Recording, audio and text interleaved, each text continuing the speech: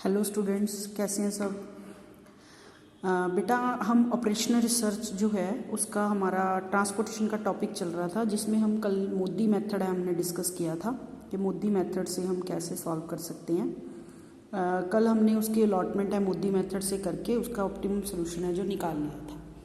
लेकिन आज जो हम डिस्कस करने जा रहे हैं वो क्या है कि मोदी मेथड में जब हमने सॉल्व किया तो हमने कहा था कि जो अनऑक्युपाइड सेल हैं उनकी सारी वैल्यूज़ जो हैं वो क्या आ गई, पॉजिटिव या ज़ीरो आ गई। तो हमारा ऑप्टिमम सोल्यूशन निकल आया। लेकिन अगर सारी वैल्यूज़ पॉजिटिव और जीरो ना आए, कोई वैल्यू नेगेटिव रह जाए जैसे स्टेपिंग स्टोन मेथड में था, तो उसको हमने कैसे सॉल्व करना है तो उसको आज हम डिस्कस करेंगे। ये मेरे पास कल्याणी पब्लिशर वाली बुक है बेटा। इसकी एग्जांपल नंबर 27 आप देख सकते हो। ये वैसे मैं आपको स्क्रीनशॉट भी आप ले सकते हो इसका क्वेश्चन का। तो ये जिसके पास नई बुक है तो ये आपके पास है। प्रोजेक्ट ABC 3 प्रोजेक्ट्स दे रखी हैं, WXY प्लांट दे रखी हैं। ये जैसे हमारे पास कॉस्ट दे रखी होती है, ट्रांसपोर्टेशन कॉस्ट दे रखी है ईच यूनिट की हमारे पास, और ये हमारे पास प्लांट कैपेसिटी दे रखी है। इस तरफ पे रिक्वायरमेंट दे सकती है। तो ये क्वेश्चन जो है इसने इसको बैम मेथड के साथ इसकी अलॉटमेंट है जो कर लिया या NWCW मेथड में, क्योंकि इसमें लिखा था क्वेश्चन में कि NWCM से करनी है, नॉर्थ वेस्ट कॉर्नर मेथड से। तो ये आपको सबको आता है। बेसिक फिजिबल सोल्यूशन हम कर चुके हैं, उससे अलॉटमेंट कर ली है। उसके बाद बेसिक फिजिबल सोल्यूशन जो है ये अलॉटमेंट जो हमारे पास हुई हुई है, तो इसमें हम देखेंगे कि जो ऑप्टिमम सोल्यूशन लगाने से पहले कि m+n-1 है, तो हमारे पास है 3 रोज 3 कॉलम्स, 3 + 3 6 -1, इट मीन्स 5 अलॉटमेंट होनी चाहिए। 1 2 3 4 5 अलॉटमेंट हमारी पूरी हैं। तो इट मीन्स ये डिजेनरेसी नहीं है, इसको हम ऑप्टिमम सोल्यूशन आगे निकाल सकते हैं। तो बेटा जो हमारे पास RD वाली बुक दे रखी है उसमें उसने UIVI से डिनोट किया है, रोज को UI से और कॉलम्स को VI से। जो कल्याणी पब्लिशर की बुक है इसमें इसने RI और KI से J से किया है। तो उसमें कंफ्यूज होने की ज़रूरत नहीं है। U1 को आप U1 है जो 1 2 3 है उसको R1 R2 R3 लिखा हुआ है इसमें, और जो V1 V2 V3 है उसको KJ K2 K1 K2 K3 लिखा हुआ है इसने। तो उस तरीके से आप इसको कर सकते हो। तो सेम तरीके से हमने जो है इसकी वैल्यूज़ है जो फाइंड आउट कर ली हैं, जो ऑक्यूपाइड सेल्स हैं उससे वैल्यूज़ निकाल रही हैं, that is K1 K2 K3 की वैल्यूज़। वहाँ पे हमने यहाँ लिखी थी U1 U2 की वैल्यू, इसने जो है इस तरीके से यहाँ लिख दी है। तो इस तरफ लिखो या इस तरफ लिखो, उससे कोई फ़र्क नहीं पड़ता। ये आ गया U1 U2 U3, values find out कर ली। ये आपकी V1 V2 V3 यहाँ नीचे लिखा था, कल्याणी पब्लिशर की बुक में ऊपर लिखा है K1 K2 K3। सेम तरीके से हमने वैल्यूज़ कैलकुलेट की। उसके बाद हम क्या करते हैं, जो हमारे अनऑक्युपाइड सेल्स होती हैं उन ऑक्युपाइड सेल्स का हम जो है कॉस्ट है जो उसकी निकाल लेते हैं, दिस प्लस दिस करके इस कॉस्ट में से माइनस करते हैं। तो ये हमारे पास हमने जो है सेल्स की निकाली है। तो जब अनऑक्युपाइड सेल की आपने कॉस्ट निकाली तो इम्प्रूवमेंट इंडेक्स में आप देखिए कि वैल्यूज़ जो आपके हैं वो क्या आ रही हैं, नेगेटिव आ रही हैं। इसमें वैल्यूज़ जो हैं दैट इज़ हमने कहा था जहाँ सारी पॉजिटिव आ जाएं और सारी क्या आ जाएं, आपकी ज़ीरो आ जाए। तो लेकिन यहाँ पे जो हमारे पास है वैल्यूज़ उसमें नेगेटिव वैल्यू आ रही है। तो जब आपके पास नेगेटिव वैल्यू आ रही है तो हमने कौन सी नेगेटिव, जब तो एक नेगेटिव है तो उसी को सॉल्व करना है। अगर एक से ज़्यादा नेगेटिव है जैसे हम स्टेपिंग स्टोन में करते थे, जो हाईएस्ट नेगेटिव वैल्यू है उसको हम क्या करेंगे, इम्प्रूव करने की कोशिश करेंगे। तो यहाँ पे -16 हाईएस्ट है, तो इस जो स्क्वायर है हमारा इसका लूप बनाएंगे जैसे हम स्टेपिंग स्टोन में बनाते थे, उसमें इम्प्रूवमेंट करने की कोशिश करेंगे। ये आपका 2 3 स्क्वायर है, इट मीन्स ये आपका बन गया यहाँ से C2 3 जो स्क्वायर है आपका, जो अनऑक्युपाइड सेल्स है ये वाला आपका, दैट इज आप ये कह सकते हो इसको R2 है, K3 है, या U आपका 2 है और आपका V3 है जो बनता है ये वाला सेल जो है।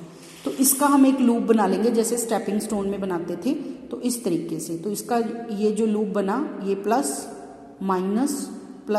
माइनस उसी तरीके से जहाँ पे ऑक्युपाइड सेल्स है वहाँ से मुड़ सकते हो आप, जैसे हम स्टेपिंग स्टोन में बनाते थे। तो ये वाला बनाया, तो इसमें हम क्या करेंगे, इसकी जो प्लस माइनस के साइन है जो हम लगा लेंगे इसमें, तो इसमें ये क्या हो जाएगी, जो वैल्यू है इसमें प्लस होती जाएगी, इसमें से माइनस, इसमें से प्लस, इसमें से माइनस हो जाएगी। ठीक है जी। तो इसमें जो हमने वैल्यू है वो इसमें प्लस कर ली है, इसमें से माइनस कर दी है, इसमें प्लस कर दी है, इसमें माइनस कर दी है, और ये वैल्यूज़ आपके पास आ गई हैं।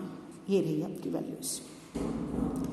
ठीक है जी। तो ये 41 इस तरफ आ जाएगा, इसका मतलब है 41 इसमें प्लस हो जाएगा, इसमें से माइनस हो जाएगा, इसमें प्लस हो जाएगा और इसमें से माइनस हो गया, तो यहाँ पे कोई भी वैल्यू है जो नहीं रही। तो 41 प्लस हो गया तो यहाँ 41 ऑक्यूपेशन आ गई, इसमें से 41 जो है 66 में से माइनस कर दिया, 36 में 41 प्लस किया तो 77 आ गई। तो ये आपकी अलॉटमेंट बन गई। इसके बाद आपने क्या करना है, इसकी सेम तरीके से आपने वैल्यूज़ है जो K1 K2 K3 वाली जो वैल्यूज़ है वो निकालनी है। इट मीन्स हर बार आपने पहले ऑक्यूपाइड सेल्स जो हैं उनकी R1 R2 K या U1 V1 जो हमने किए थे वो वैल्यूज़ निकालनी है, उनको सबको ये वैल्यूज़ निकालनी है, ये लिख ली वैल्यूज़। उसके बाद जो आपके अनऑक्यूपाइड सेल्स हैं उनकी जो कॉस्ट है उसको माइनस करना है उसमें से, उस सेल की कॉस्ट में से। तो ये वैल्यूज़ आपके पास आ गई हैं। तो इसके भी आपके जैसे स्टेपिंग स्टोन में ज़्यादा टेबल बन सकते हैं, तो इसमें भी बन सकते हैं। तो वो जो हमने कल क्वेश्चन किया था उसमें एक स्टेप में ही आंसर निकलाया था, क्योंकि सारे पॉजिटिव और जीरो आ गए थे। लेकिन यहाँ पे हमें फर्स्ट स्टेप में हमारे पास 3 नेगेटिव आए थे, तो उसमें हाईएस्ट नेगेटिव हमने सॉल्व कर लिया। फिर उसके बाद दोबारा से जो अनऑक्यूपाइड स्क्वायर की वैल्यूज़ निकाल ली, तो हमारे पास फिर से एक नेगेटिव आ गया है। तो -4 का जो लूप बनता है उसको हम फिर से सॉल्व करेंगे, दैट इज़ 1 2 का जो हमारा लूप बनता था, तो उस लूप को हम फिर से इसको सॉल्व करेंगे इसी तरीके से लूप बना के। ये आपका बनता है ये वाला लूप, ये ठीक है जी। तो इस लूप को आप फिर से सॉल्व करोगे इसी तरीके से कि इसमें से वैल्यू माइनस हो जाएगी, प्लस हो जाएगी, इसमें वैल्यू माइनस हो जाएगी, इसमें से वैल्यू प्लस हो जाएगी, इस तरीके से। तो ये नई अलॉटमेंट है जो आपके पास ये आ जाएगी। नई अलॉटमेंट के बाद फिर से आपने R1 K1 जो है उनकी वैल्यूज़ दोबारा से फाइंड आउट करनी है, दैट इज़ U1 और V1 की वैल्यूज़ कैलकुलेट करेंगे। उसके बाद जो आपके पास ये वैल्यूज़ हैं फिर से आप जो ऑक्यूपाइड स्क्वायर्स हैं उनकी वैल्यूज़ निकालोगे। उसकी वैल्यूज़ जो आपके पास आ गई हैं सारी पॉजिटिव आ गई हैं, इसकी वैल्यूज़ यहाँ पे इसने सॉल्व नहीं किया इसको, तो सारी जो वैल्यूज़ हैं वो क्या आ गई हैं आपकी पॉजिटिव आ गई हैं। अगर आपकी सारी वैल्यूज़ पॉजिटिव आ गई हैं इट मीन्स अनऑक्यूपाइड सेल्स की सारी वाटर स्केयर की वैल्यूज़ पॉजिटिव हैं, तो हमारा ऑप्टिमम सोल्यूशन आ गया है। तो उसके बाद हमने इनको मल्टीप्लाई करके ऑक्यूपाइड सेल्स को इसकी वैल्यू है जो टोटल कॉस्ट निकालनी है। तो ये आ गई 56 8 को मल्टीप्लाई किया, ठीक है। उसके बाद 41 और 16 को मल्टीप्लाई किया, 41 और 16 को मल्टीप्लाई किया, 31 एंड 8 एंड आपका 46 एंड 16 की मल्टीप्लिकेशन की। ये आपके पास इसकी टोटल कॉस्ट आ गई, दैट इज़ 2744। तो ये आपका ऑप्टिमम सोल्यूशन जो है। तो हमने करना क्या है स्टेप में, सेम मेथड लगाना है बेसिक सोल्यूशन का, बैम NWC LCM किसी भी मेथड से। उसके बाद उसकी जो R1 K1 है उसकी वैल्यूज़ निकालनी है। उस वैल्यूज़ के बाद अनऑक्यूपाइड जो स्क्वायर हैं उनकी वैल्यूज़ कॉस्ट माइनस करके निकालनी है। जो अगर उसमें सारे पॉजिटिव जीरो आ गए तो ऑप्टिमम सोल्यूशन है, अगर नहीं आए तो जो नेगेटिव वैल्यू हाईएस्ट है उसको हमने इम्प्रूव करना है लूप के साथ, जो हमने लूप किया था स्टेपिंग स्टोन में प्लस माइनस करके। फिर उसके बाद उसकी दोबारा से सेम प्रोसीजर होएगा, R1 K1 कैलकुलेट करेंगे और दोबारा से फिर उसका जो ऑक्यूपाइड स्क्वायर हैं उनकी कॉस्ट निकालेंगे। तो जो अगर वैल्यू सारी पॉजिटिव आ जाती हैं तो फाइनल सोल्यूशन हमारा निकल आएगा। तो ये आपका बेटा मोदी मेथड का जो है कि आप इम्प्रूवमेंट है जैसे कैसे कर सकते हो अगर आपके पास वैल्यूज़ नेगेटिव में आ जाती हैं। होप आपको समझ में आया होगा बेटा। प्रैक्टिस करके देखिए 2-4 क्वेश्चंस की। अगर कुछ भी नहीं समझ में आता तो आप जब मर्जी मुझे कॉल करके पूछ सकते हैं और ग्रुप में भी डाउट आपका क्लियर कर सकते हैं।